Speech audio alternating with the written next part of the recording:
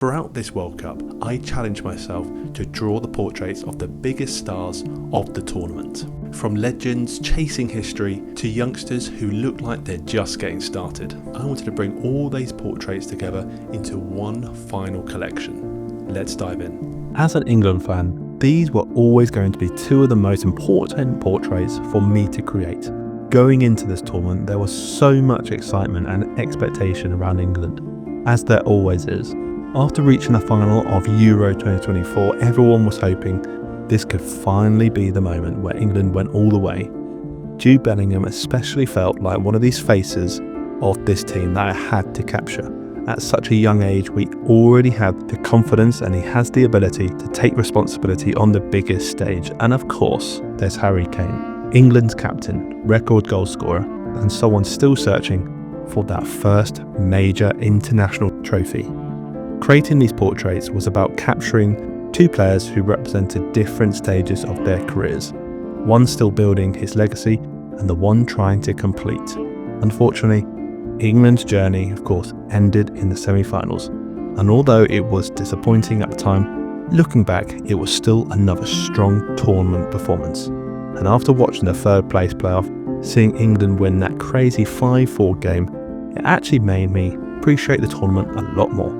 Football moves quickly, and sometimes you have to look back and realise that getting so close is also an achievement. And then we move on to Messi, a player who needs no introduction. For years, the World Cup was the one trophy that seemed to escape him. After everything he has achieved in football, there was always that one question: could Messi finally win the biggest prize in the game? This portrait was less about just drawing a footballer.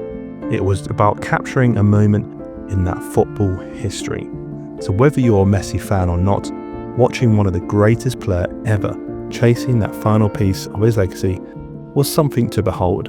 When I started this drawing, I wanted to capture that feeling, the experience, the pressure, the vibrancy, the saturation, the expression, and the story behind the player.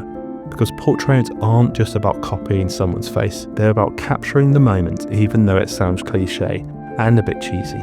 Next was Kylian Mbappé, a player who already feels like a legend despite having so much of his career still left ahead of him. His speed, confidence, and ability on the greatest of occasions have made him one of the most exciting players in world football.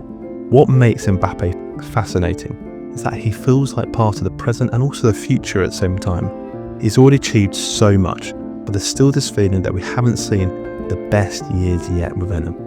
Within this portrait, I wanted to capture that energy, the explosionness, the confidence that makes him such a unique player to watch. And this is exactly the same as the next portrait, Lamine Yamal. I first really noticed Yamal during Euro 2024. Even then, there was still something different about him. The composure, the confidence, and just the way he played without looking overwhelmed by the pressure. He didn't look like a young player trying to survive at that highest level. He looked like he belonged.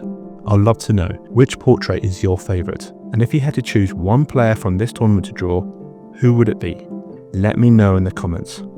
And this World Cup felt like another chapter in the beginning of what could become an incredible career.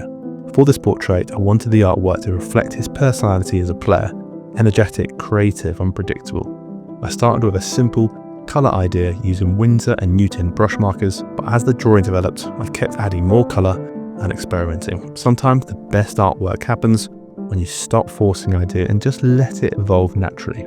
And then finally, we have Ferran Torres, the final portrait of this World Cup series. After watching the final, I was definitely supporting Spain. But for me, Spain were one of the most exciting teams to watch throughout the tournament.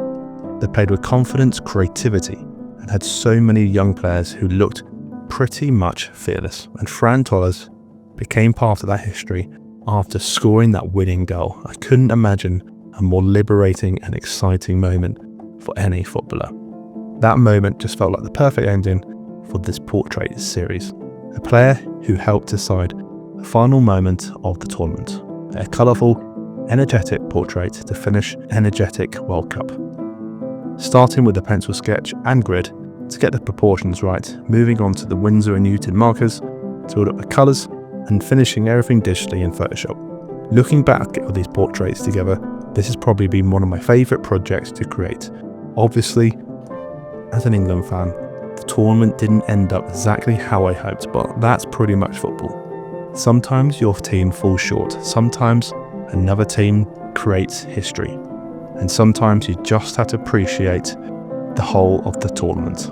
That's definitely how I think about it. This series has allowed me to combine two of the things I love, football and art, and capture some memories from the incredible tournament.